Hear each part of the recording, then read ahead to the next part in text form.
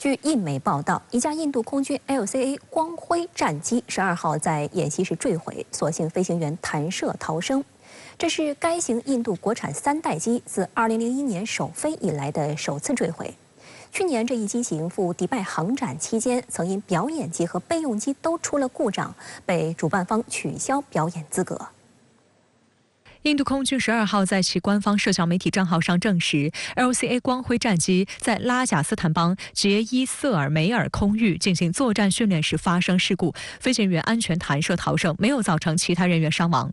印空军称已成立相关调查机构，以查明事故原因。失事地点位于印度西北部，距离博格伦沙漠约100千米处。当地副警长马亨德拉辛格表示，飞机坠毁在卡拉住宅区的一处学校宿舍附近，没有造成财产或人员损失。 仅有飞机残骸在其坠毁的单层砖房附近冒出黑烟。光辉战机供应商之一航空救生设备生产商马丁贝克当天也确认了该事故，并指飞行员使用的是马丁贝克 IN-16 型座椅，成功弹射。有人说他在坠机之前，那他的发动机似乎是熄火，没有什么声音。那似乎从这样的一个机证可以显示，这个发动机熄火代表 极可能是机械故障，那这个原因是不是真实它坠机的原因？我认为还要经过一些科学调查，但大体可以排除掉可能天候因素，因为从照片、视频显示天气情况其实良好。这个最终的结果如何，还要根据一连串的资料才能查明真正的原因。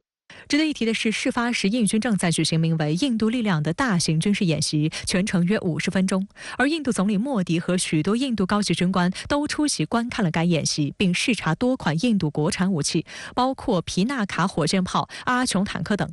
也就是说，出动双机进行飞行表演的光辉战机就摔在莫迪眼前，而这款战机正是莫迪引以为豪的印度制造。 就在去年11月底，莫迪还在印度斯坦航空公司位于班加罗尔的试飞基地试乘了双座版的光辉战斗机，成为首位试乘该机型的印度总理。试乘结束后，莫迪在社交平台 X 上发帖称，这次经历极大地增强了他对印度本土制造能力的信心，并称赞光辉战斗机是印度的骄傲。LCA 光辉是印度斯坦航空公司研制的一款轻型多用途超音速飞机，系同类型战机中体量最小、机身最轻的多用途战机。该机研发于1983年启动，目的是代替老旧的米格21战机。当时印度雄心勃勃，要求一切都由印度研制，给出的进度表是到1996年实现首飞。结果印度自己研发几年后发现难度太大，只好找来制造幻影战机的法国军机制造商达索公司帮忙，最终在2001年完成了首飞，比计划晚了5年。2016年7月，光辉战斗机才正式列装印度空军。 虽然号称印度国产，但现有的 MK1型本土率其实只有50%，升级版的 MK1A 本土化率也只在55%到60%之间。其中，发动机是美国通用电气公司的 F404G1IN20，空对空导弹是俄罗斯的 R73及以色列的怪蛇5，雷达则取自以色列的技术，远程精确制导弹药则是由阿联酋的军工集团负责研发。 迄今为止，印度空军装备光辉战机的也只有第45飞刀中队和第18飞行子弹中队，装备数量也仅仅不到40架。这2支中队均驻印度东南泰米尔纳德邦的苏鲁尔空军基地。相比之下，印度空军却装备了大量其他国家研制生产的战机，比如272架俄制苏30 MKI 战机、46架法国幻影2000战机、60架俄制米格29战机、36架法国阵风战机。它没有什么优势，甚至还有很大的劣势。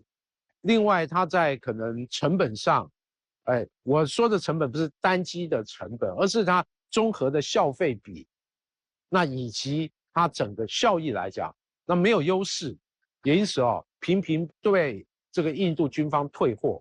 那后来是因为莫迪强调它是印度制造，要武器装备要大量印度化，那才迫使印度军方采购这批战机。 因此，它本身的生产数量相对要比外购的飞机少很多。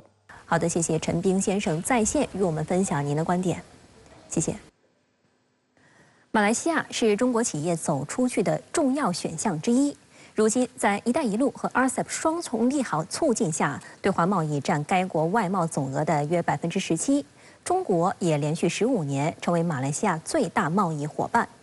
实际上，中马关系远不止于此。在马来西亚约3100万总人口中，华人就有约670万，占比超20%。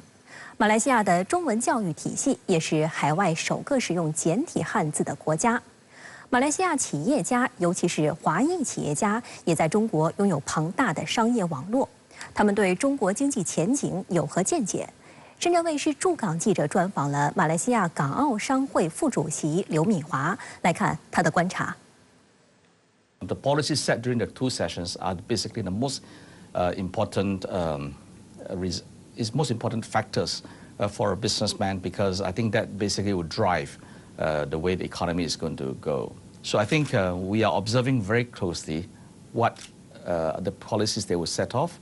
Based on that, I think the businessman will follow what the trend may bring us to. 马来西亚港澳商会副主席刘敏华在香港生活了近40年，他从一名会计师做起，后来果断创业，搭乘上了中国经济发展的快车。他表示自己见证了中国改革开放的全过程，深知中国社会蕴藏着巨大的发展能量，而解码的钥匙就藏在全国两会等发布的政府文件里。刘敏华认为，中国政府工作报告提出了5%左右的增速目标，就一定会做到。中高速发展释放出经济转型信心，蕴藏着大量的商机。 That actually gives me some confidence that numbers of projected growth 5% is not unachievable, and in fact is quite doable. Global growth is looking at 3%. Of course, compared to the global growth is on the high side. But then again, China has always been performing more than the global growth. 刘敏华表示，“一带一路”是一个链接中国发展机遇的载体，越来越多国家认同要想富先修路的中国发展理念。 I would like to see is how the Chinese product can tap along and use the road that you have built and the railways that you have built, that how the Chinese goods can get to the consumers more directly. I think that's probably the possibility now that the Belt and Road has become very matured and a lot of the infrastructure has been built. I think that is one area that I think may give us a chance for the manufacturing to rejuvenate. 刘敏华说：“中国广阔的市场让企业家有了很大的试验空间，推动技术转化成产品，这是小体量经济体所不具备的优势。他本人尤其看好实体经济与心智生产力的融合发展，人工智能、新能源汽车等方面的技术投资一定会让发展心智生产力的工具篮子越来越充实。他认为，中国企业的发展经验也值得海外企业家借鉴。Because every time I walk into any shops in China, I see a lot of new products that I've never thought of it could be there. So I tend to see more innovative product in China than outside China. So I think that is something that we hope for, that can be exported out to the rest of the world, and for the rest of the world to enjoy the technical advancement that the manufacturers in China that can produce. The domestic consumers in China, 1.4 billion, has always the desire for new things. That is something that probably would drive the next wave of the Chinese manufacturing capabilities. 受全球经济复苏乏力和美联储加息的虹吸效应影响，2023年中国吸引外资规模有所下降。一些境外舆论炒作所谓外资撤离中国的谬论，但刘敏华对此并不认同。他强调，企业家都是聪明人，都有自己的判断。实际上，商务部数据显示，去年中国新增外资企业53766家，同比增长39.7%。So, in your opinion, you think doing business in China has more opportunity instead of difficulties? I think if businessmen are smart people, if they find investment for potentials, they will definitely go. I think, but as a Malaysian Chinese, I think we have no qualms to invest in China. And I have business in China, and I'm very confident I'm continuing to invest in China as well. So this is my personal opinion. 近来，中国产电动车遭到美欧的歧视性产业政策对待。刘敏华认为，这是因为他们害怕了。中国新能源产业在整体突破小院高墙，趋势是无法阻挡的。弯道超车的经验也值得其他行业借鉴。Every time I go to China, I always go to the showrooms. I look at their cars, and I'm always very impressed. I think, in that respect, I think China's EV car is proven.